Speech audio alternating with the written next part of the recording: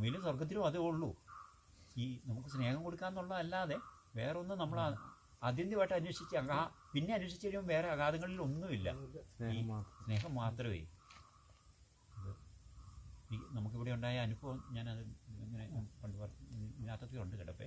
അതിനകത്ത് ഈശോ ഇങ്ങനെ ഞാനിങ്ങനെ യോഹന്നാൻ്റെ സുവിശേഷം ഒരു 10,000-20,000 പ്രാവശ്യം വായിച്ചതിന് ശേഷം, ഞാൻ ആദ്യം തൊട്ട് പറയുന്നില്ല, ഒത്തിരി ഉണ്ടാവും ഇതിൻ്റെ ഇതായിട്ടേ. അപ്പോൾ അത് സെമിനാരി തൊട്ട് വായിക്കാൻ തുടങ്ങി. ഒരു ദിവസം ഒരു 5 പ്രാവശ്യം ഏലും യോഹന്നാൻ്റെ സുവിശേഷം 13-ാം അധ്യായം തൊട്ട് 17-ാം അധ്യായം വരെ വായിക്കുമായിരുന്നു. അങ്ങനെ 5 പ്രാവശ്യം ഏറ്റവും കുറഞ്ഞത്. അത് വായിക്കാൻ അത്ര എളുപ്പമല്ല, ദൈവം കൃപ തന്നാലേ പറ്റത്തുള്ളൂ, അത്രയും ആവർത്തിച്ചേ. അങ്ങനെ ഒരു ഇവിടെ 96 വരുന്നു. എന്നാൽ ഒരു 97 ആയപ്പോഴത്തേനും എനിക്ക് തോന്നുന്നു വീട്ടിലും വന്ന് ഞാൻ അങ്ങനെ വായിക്കുന്നുണ്ട്, റിപ്പീറ്റ് ചെയ്ത്. ഒരു 20,000 പ്രാവശ്യമായി കാണും ആ ഭാഗം വായിച്ചേ.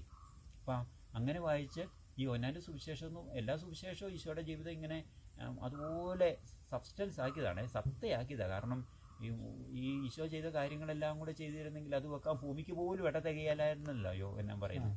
അപ്പോൾ അത് ഒരു 21 അധ്യായമായിട്ട് ഇംഗ്ലീഷ് ബൈബിളിൽ 21 പേജേ ഉള്ളൂ.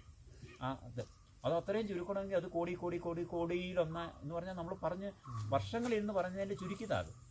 അത് സത്തയുടെ എന്ന് പറഞ്ഞ് അതുപോലെ ചുരുക്കിയതാണ് 21 അധ്യായങ്ങളും ഓരോ സുവിശേഷവും. അപ്പോൾ അതിനകത്ത് തന്നെ ഈ യോഹന്നാൻ്റെ സുവിശേഷം വെച്ച് നോക്കുമ്പോൾ ഈ 13 തൊട്ട് 17 വരെയുള്ള അധ്യായങ്ങൾ ഒരു ദിവസത്തെ, ഈ 36 വർഷത്തെയാണ് പ്രധാനമായിട്ട് ഈ സുവിശേഷത്തിൽ പറഞ്ഞിരിക്കുന്നത്.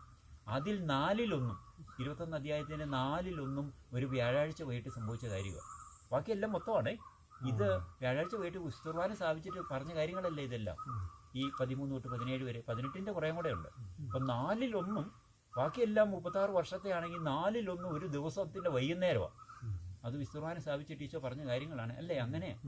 അപ്പോൾ അതിനകത്ത് ദൈവത്തിൻ്റെ, ഞാൻ പണ്ട് വായിച്ചുകൊണ്ടിരുന്ന ഇങ്ങനെ, അന്ന് അറിയത്തില്ലായിരുന്നു ഇങ്ങനത്തെ, ഞാൻ അങ്ങനെ ധ്യാനിച്ചിട്ടില്ല. പക്ഷെ അന്ന് ഈശോ ഇങ്ങനെ ഈ ഈശോയുടെ ഏറ്റവും മാധുര്യപൂർവ്വമുള്ള ഈ വർത്താനം കേൾക്കാൻ വേണ്ടി അന്ന് ഞാൻ വായിച്ചുകൊണ്ടിരുന്നത്. അതിനകത്ത് മുഴുവൻ ഇങ്ങനെ ദൈവത്തിൻ്റെ ഹൃദയം ഇങ്ങനെ രസിച്ച് നിൽക്കുന്ന ഭാവം അതെല്ലാവരും.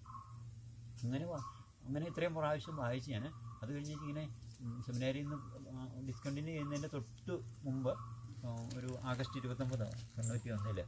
അപ്പം അന്ന് ഈ സെമിനാരിലെ ആരാധന വ്യാഴാഴ്ചകളിലുണ്ട്, വൈകുന്നേരം 1 മണിക്കൂർ ആരാധന. അന്നേരം ഓരോരുത്തരും മാറിയാണ് നയിക്കേണ്ടത്. അപ്പം അന്നേരം ഞാൻ ഈ 17 അധ്യായത്തോട് അന്നും എനിക്ക് ഭയങ്കര സ്നേഹമുണ്ട്. ഈശോയുടെ പ്രാർത്ഥനയാണല്ലോ അത്.